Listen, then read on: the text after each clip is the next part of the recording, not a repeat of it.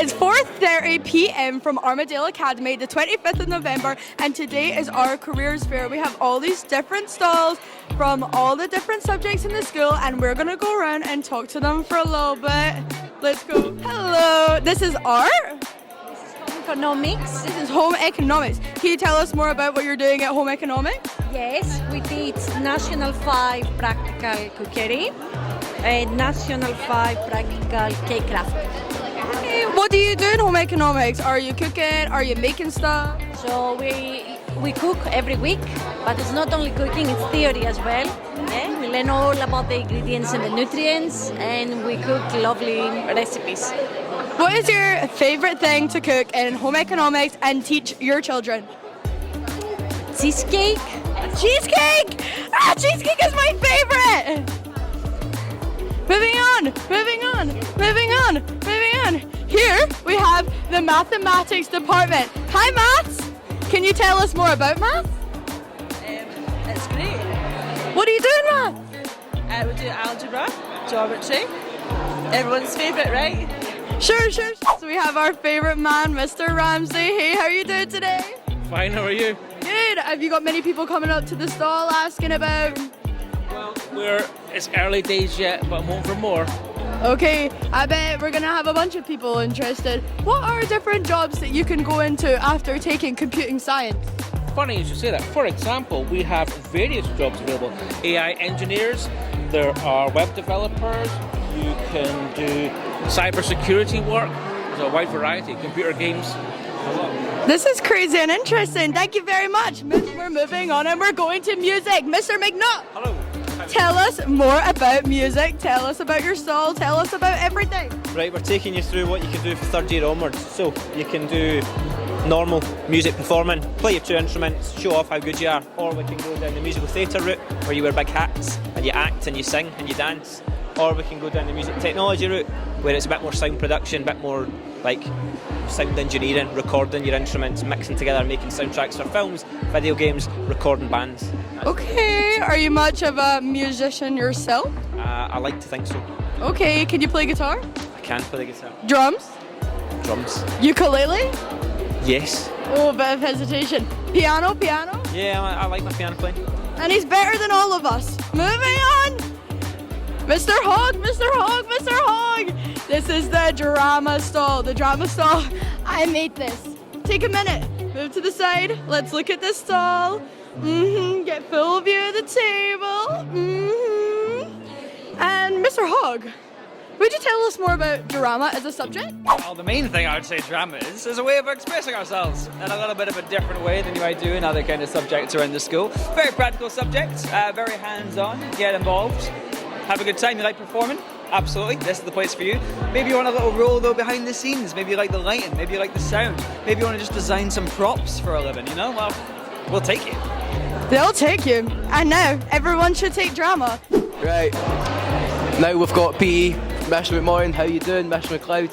Thank you. Very well, thank you, yes. Right, so, we can see from the pictures here, PE is a lot of different sports, right?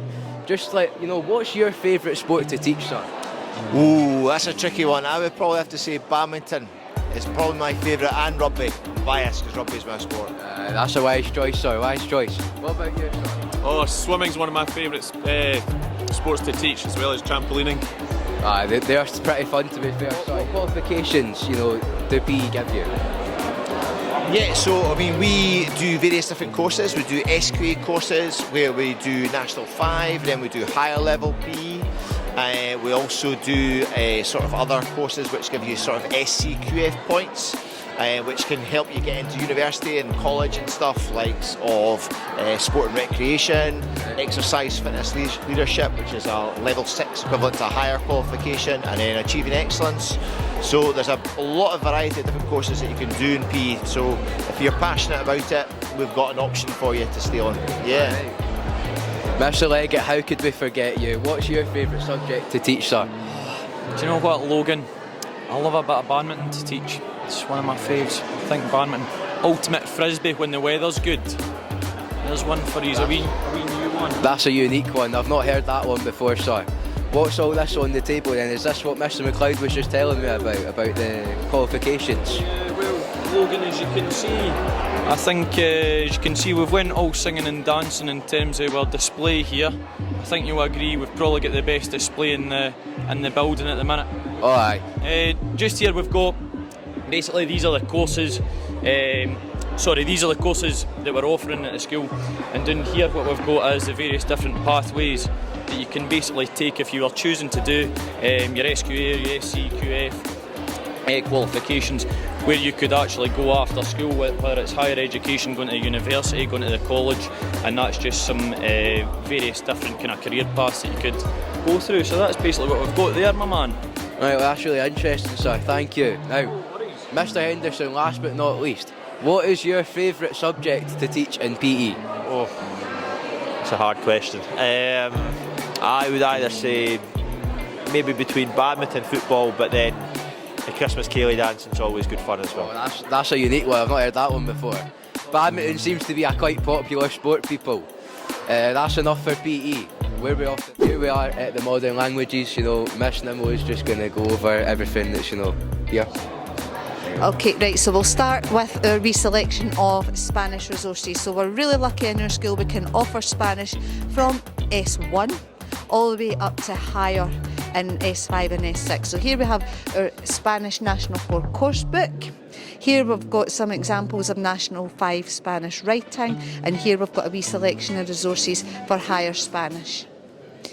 In the middle here we've got our wee curriculum map, which shows you how you can progress in modern languages from S1, French and Spanish, all the way up to the end of S3, where we then offer National 4 and National 5 in both French and Spanish.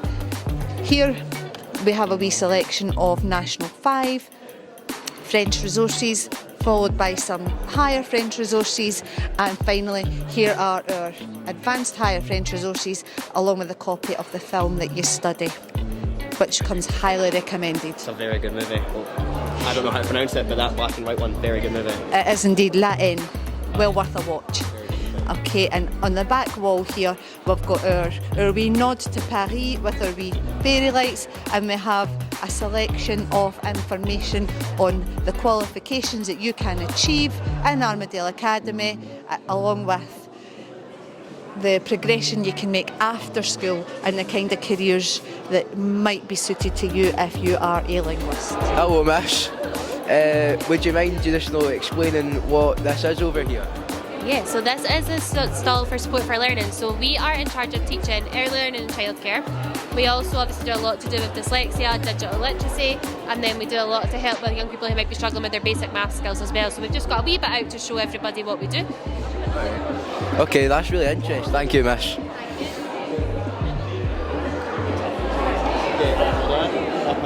So, would you mind just explaining what the subject is? Yeah, so this is CDT. We have a range of subjects within CDT. So there's design manufacture, which we teach up to higher. There's also graphic communication. So these are some examples of some folios within graphics, and we teach that up to advanced higher. We've also got practical woodwork. So if you're more kind of crafty, more to work with your hands, practical woodwork and metalwork up to National 5 as well. So a range of subjects in CDT.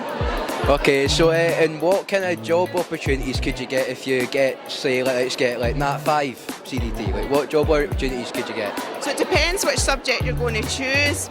So if it's like, for example, if you want to choose a practical woodwork or metalwork, a lot of pupils go into maybe like joinery or engineering, things like that. If you're wanting to choose graphics, a lot of pupils maybe want to think about going into architecture, again, engineering, and design manufacture. If you want to take design manufacture up to higher, again, engineering is a really good industry to go into because there's a lot of problems to solve within that. What would you say is your favourite part of CDT to teach? My favourite part of CDT, to be honest, I love graphics because I love all the kind of 3D modelling, but I also love practical work because you see a kind of physical final result as well. Yeah, thank you so much. Photography, you know, obviously me and the cameraman here, we took it last year. It was quite fun. Just say, you know, for the camera, what does the course involve? So, the course involves you learning how to actually be a photographer, how to use the right equipment, how to take the good shot, and how to use the right skills, not just on a professional camera, but using your phones as well. What did you think of the course? Well, me personally, right, I really enjoyed the course, to be honest. It was probably my favourite subject I've took in school. It was really fun, you know, got to learn a lot of different things about different camera techniques, lighting techniques, stuff like that. Didn't really fancy it at higher, but you know, I'm sure it's definitely a lot of folks' cup of tea. What do you know? You teach higher photography, yeah? So, it's Mrs. McAlpine. Ah, right, okay. And Mrs. Gardner has taught it previously as well. Do you have any idea what kind of stuff's involved in higher? You'll remember that MPA, that we do planning, some inspiration, you take your photographs and you do some editing and choose your best shot. It's the same idea, but this time you have a lot more freedom. You can pick a theme and you can work your way through it. So for example, you'll have your written and go through some planning, and then you decide what your theme is and look for some inspiration from photographers and some of their work, and then you will do multiple photo shoots anywhere between 6 and 12, and you plan them all out and do them. So you'll do your contact sheets, you'll take your photographs, and you'll go through trying lots of different ones, as you can see. So it's essentially the same process as MPA, but you, instead of it being a little bit restrictive, you have a little bit more freedom here in terms of the theme you want to follow, okay? And then as you go on, you'll do different things such as testing different prints, etc. And the one difference is there is a written part. Mr. Lindberg, hello. How are we doing, gentlemen? Nice to speak to you all.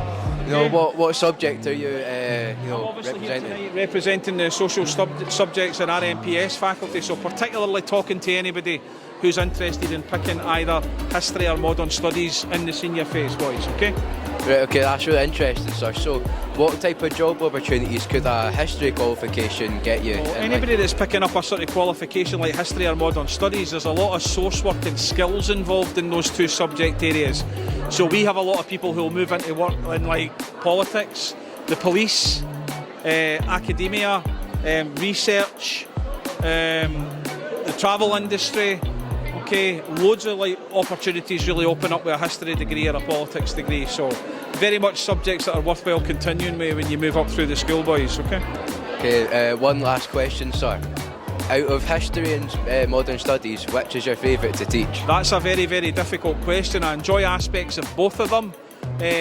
Trained as a history teacher, so history is probably my first love if I'm being honest, but I really enjoy teaching both of those subjects, and we get a lot of students further up the school who do both of them. So I'm not only batting for the history cause here tonight, but for the modern studies as well, and we'd be more than happy if anybody wants to come and do both of those subjects with us in the senior phase. Okay? Yeah, thank you very much, sir. Have a good day. Right, so we're at the beginning now. So just some like presentation. Reed's going to do a presentation. I don't know. There is no online headlines. Make sure. Wait, what university, have I seen that right? Yeah. Right, okay, what's like, where's this located first of all? So Heriot Watt is on the outskirts of Edinburgh, so it is just before you get to the Sighthill roundabout, so just outside Edinburgh. Ah, right, okay. And you know, what type of things can you study? So Heriot Watt is predominantly an engineering school, but it has courses of business, psychology, engineering, science, all your science subjects and maths. We also have brewing and distilling, and I also forgot we have a campus in the Borders, which does fashion and textiles, so it has a whole load of sewing and textile stuff. That's really interesting, thank you very much. No. What are you representing? I'm representing Edinburgh Airport because I work there, but also because I think that people don't realise what goes on at an airport and what jobs are available, so they might think of a pilot and they might think of somebody who checks you in, but what they don't think of is the engineers that fix the lights and the runways and all that kind of thing. They don't think of the retail. So you know, you can do anything from work in a bar to run a shop to do all the finance behind that. So we have a lot of accountants, we have a lot of engineers, we have people who drive vehicles out on the airfield, we have people who have to cut the grass. There's all sorts of things goes on, general maintenance. And then there's air traffic control, which is what my career is in. And then you have the pilots and the flight attendants and all the cabin crew, and then the firemen and the people at the airport who help people with disabilities around and get them to go where they want to go. So there's a massive variety of careers at the airport, and I'm here to try and explain that to the youth of today, I think. That's really interesting. So you said you're air control, air traffic control? Yeah. What does that entail? What do you do in that kind of job? So I do more projects now, but I used to basically spend my life working shifts and sitting in front of a radar screen and directing the aircraft in and out, making sure it was all safe, of course. And you would pass information to the pilots, like weather information, like on a day like today where it's really windy, it's really important. And if the wind as well, if it's straight down the runway, it's okay for a pilot to land, but if it's right across the runway, it makes it difficult because he has to come in at an angle. Yeah. Okay, thank you very much. You know, that's all the questions. Can I take one of these cards? You can take a card. That's I'll take one of those if I were you, because this has got a QR code right. to like the careers sort of page. Okay, yeah. And this is here you just go. like a mock-up of an ID card, if you like. So get a proper shot of it. I wear all the time. Okay. So I'm allowed to go what's called airside as well. So when you check through security, you then become what's known as airside. So you've had all your bags searched, everything like that. And I'm a member of staff, I'm allowed to do that just with my pass. Oh, that's really interesting. Just got a few questions, you know. How do you get involved in the Navy? So you basically go online application, and then once you get the online application, you'll get an assistant careers advisor, and then the process starts from there, and then it'll lead on to an interview, and then a DEA test. That's basically a psychometric test, and then the score you get on your psychometric test depends on what type of job you get. Right, okay. And what kind of jobs are there in the Navy? Well, there's over 100 jobs, anything from like chef, engineering, pilot, stuff like that. Then you could go in as an officer, or you could just go in as a normal rating. Okay, and what's your position in the Navy? What do you do? So I'm a petty officer in the Navy, and I do mine warfare. So it's basically bombs that have been left in the water from World War II, and we go and find them on an underwater vehicle, or we've got new technology now, the autonomous. We don't need ships and sonars now to detect them. We just use the autonomous vehicle, and then I'll go and find them, and then we'll dispose of them, whatever means possible. All right, thank you very much. Do you mind if I take a pen? So, how did you start this business? What kind of courses did you do in school to, open up this opportunity for you? The courses I did in school to get into roofing was probably like CDT was probably the main one, just being hands-on with things. So that's probably what helped me there. And then even so I've built a trades podcast as well, and that was like nothing like that. So I think what I would be probably saying is sometimes you get into the trades, get an apprenticeship, but then you can actually then go on and do something totally different. Like we do a lot of media work, like see you with the cameras here and stuff. Like we do a lot of this as part of our business now, where we show on our YouTube channel like behind the scenes, and we've been on the TV and all different stuff. So yeah. So to get into this type of job, you would have to take like CDT and stuff like that, like woodwork or not metal work. I don't think metal work. It all helps. Like I would say that helps, and then maths is quite good as well. But again, I left school without a maths result, so I hadn't done enough of the curriculum in the class because I'd been thrown out of the class and put in the back of another class. So when it came to doing my maths exam, I never actually got scored on it. So the trades I would say is like, if you've not done too well, you can still actually do well in it if you're ready to apply yourself. But it helps having like good maths ability, even good English, because once you get in there's paperwork and stuff to do as well. So the trades isn't just totally hands-on. There's, you need to maybe be doing risk assessments, writing up job method statements, all things like that. So it's good to take everything in. Right, and if you got any advice to people, maybe wanted to start their own wee business like that, I would say listen to the podcast. The podcast has got loads of good examples of like trades business owners who's done well in the industry, and I'm usually celebrating their stories and hearing all their different stories. But really, it's just learn as much as you can. And one thing I didn't do too much of when I was at school was reading, But when I actually left, I've read a lot, like over 100 books on business now, because having my own business, you've got to be able to know what it involves in when you're employing people. So I would say probably reading books would be a big one, but get ones that interest you and do you know? Thank you very much. That's quite good, I like that. I know, miss. So JP Morgan, what exactly is it? So it's a bank in general. We do a lot of lending on a sort of high level to other banks and other businesses and to governments.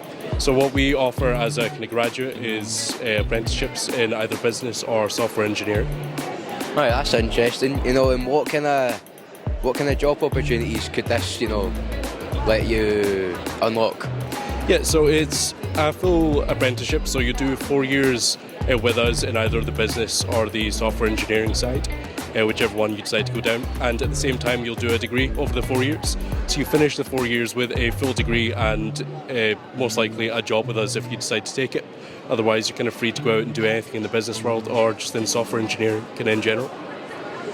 Right, pretty interesting, mate. Thank you very much. Just going to get a wee pan of the table and the sign here. Is that sure? Right, thank you very much. So what exactly does this place, what does it involve? What stuff do you do? So what we do is we restore stone buildings. So I'm trying to think of a building in this. A lot of work's in Edinburgh and city centres.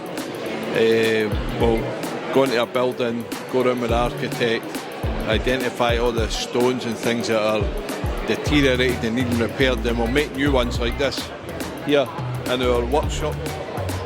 Yeah, are you fan of that? Lovely stuff. Lovely stuff. Then the stone will get sent to site, and the guys on site will cut the old one out and build a new one in. And so that's new builds and things as well, but it's primarily restoring buildings. That's really interesting, mate. So, what kind of stuff in school would you need to, what qualifications would you need to sort of get into this job? See the most important thing. See if somebody wants to work and they can get out of their bed and they can come in on time, and that's the most important thing.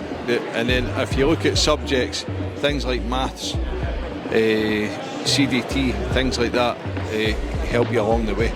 Alright, they seem to be a few popular subjects today, huh?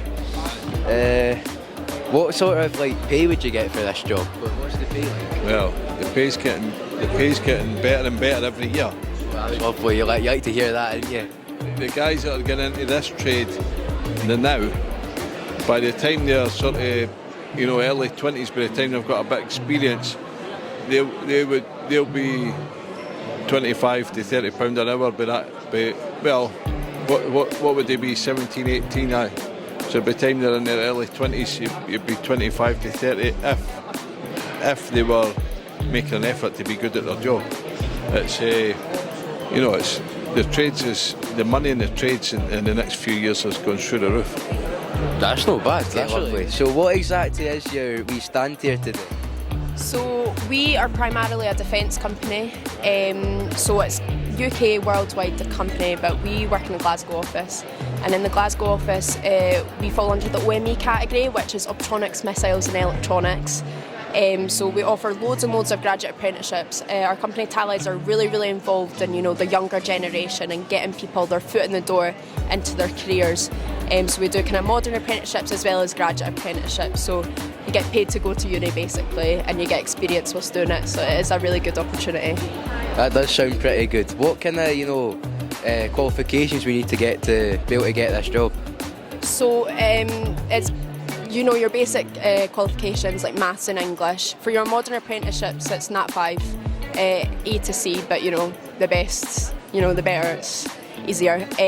For your graduates, it's Hires. I think it's all Bs actually, but for your graduate roles, obviously they're a wee bit more specific, like we offer kind of business, kind of different engineering. So for that, you'd probably kind of want your business subjects just to, impress people further, I suppose.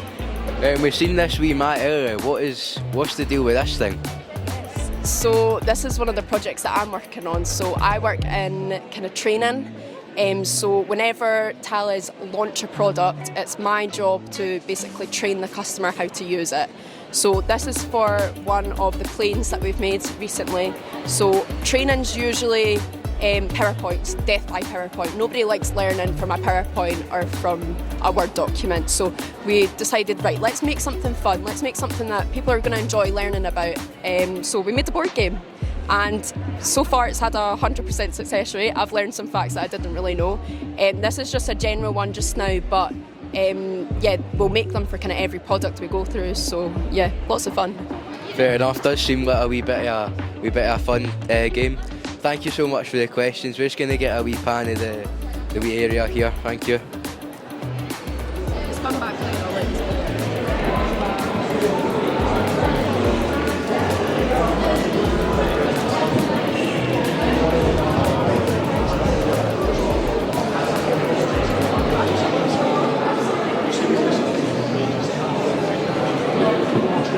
Here we are, Mr McAlpine, he's the one that set up this event. How do you think it's went so far? It's been really good. As you can see just now, we're getting to the end of the night and it's getting a little bit less busy, but it's been packed from the start. This evening we're really pleased to welcome all the guests that you can see in the hall back into the school.